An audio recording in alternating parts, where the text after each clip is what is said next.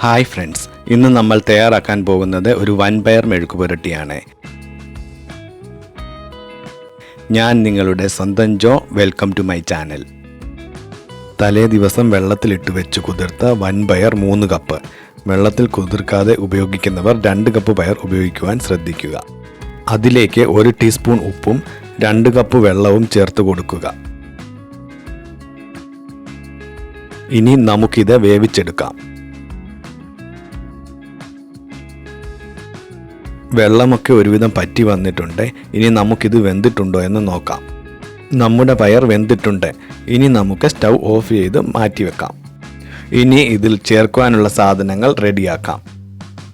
വറുത്തിടുന്നതിനായി തേങ്ങാക്കൊത്ത് 1/2 കപ്പ്, ചെറിയ ഉള്ളി 12 എണ്ണം, വെളുത്തുള്ളി 5 എണ്ണം ചതച്ചെടുക്കുവാനായി, ഒരു ചെറിയ കഷ്ണം ഇഞ്ചി, കുറച്ച് മാത്രം എടുക്കുക, അല്ലെങ്കിൽ ഇഞ്ചിയുടെ രുചി മുന്നിട്ട് നിൽക്കും.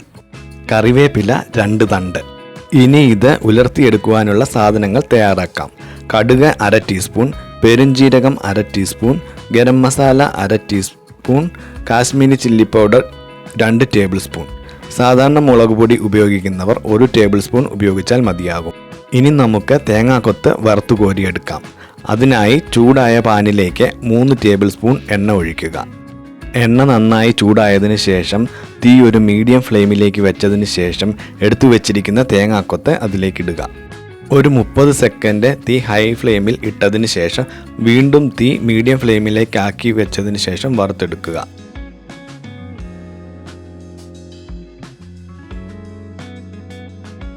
ഇപ്പോൾ തേങ്ങാക്കൊത്ത് ലൈറ്റ് ബ്രൗൺ നിറം ആയിട്ടുണ്ട്.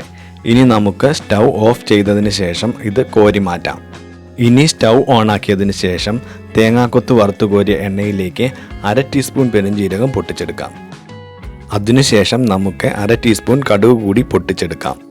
ഇതെല്ലാം ചെയ്യുമ്പോൾ സ്റ്റൗ ലോ ഫ്ലെയിമിൽ ആയിരിക്കാൻ പ്രത്യേകം ശ്രദ്ധിക്കുക.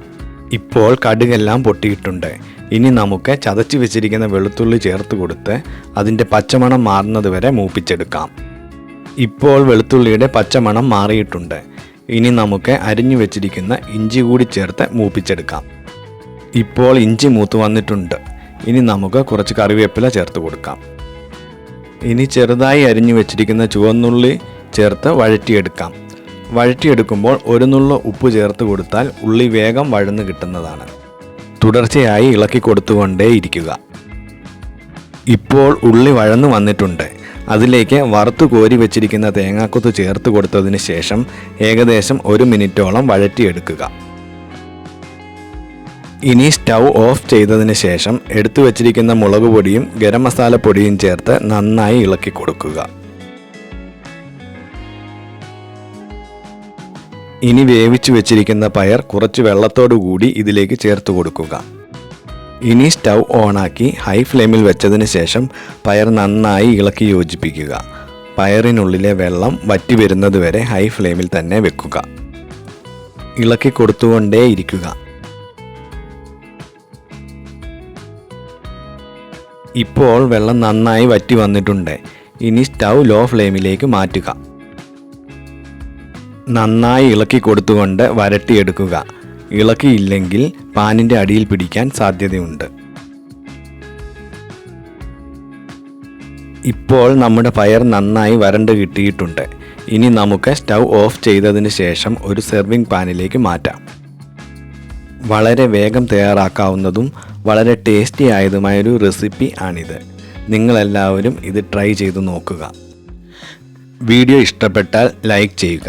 നിങ്ങളുടെ അഭിപ്രായങ്ങൾ കമൻറ്റുകളായി രേഖപ്പെടുത്തുക. സബ്സ്ക്രൈബ് ചെയ്യാനും ഹൈപ്പ് ചെയ്യാനും മറക്കരുത്.